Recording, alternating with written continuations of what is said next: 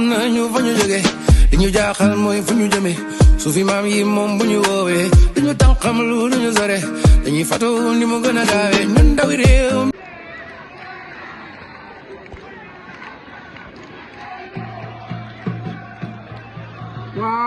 waaw Bougou Diawe noonu di yuuxu andi seen pur sang bi waaw Bougou Diawe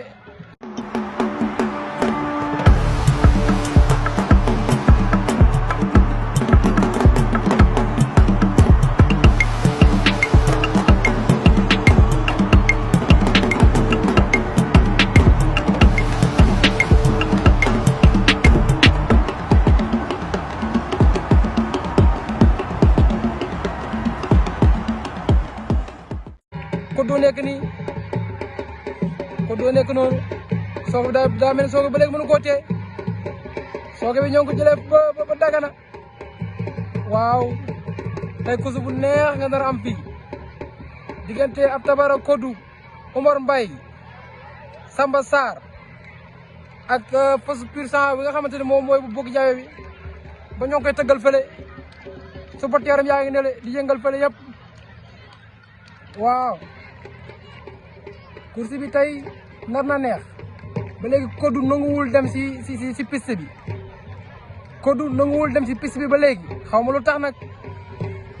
waaw xaw ma daa yëg dara xaw ma mais nanguwul dem si piste bi waaw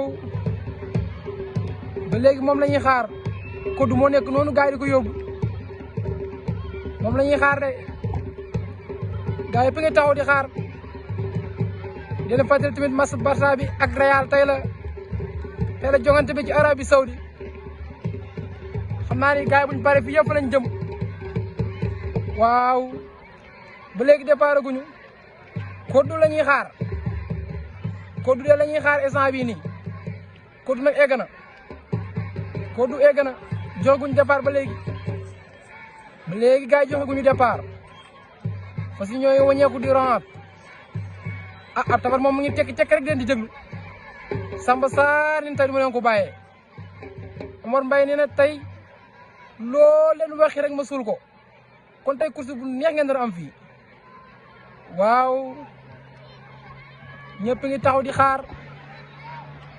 instant yi ñëpp ngi taxaw di xaar ñii mënuñoo toog ñii mënuñoo taxaw kenn mënut toog kenn mënut taxaw ngir bés bii loolu ñëpp doon xaar bés bii la ñëpp doon xaar pour ça yëpp mën a daje si benn piste ñu jongante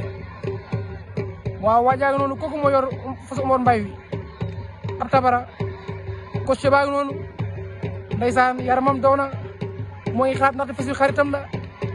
doom ndeyam la waaw gars yi ba léegi ñu ngi joxe départ bi de parce que Kodou moo bañ a ran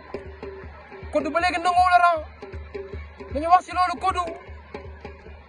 ba léegi nanguwul a ran nañu wax ci loolu mbokk juri di baleen na Kodou mu ran course bi mën a jaar yoon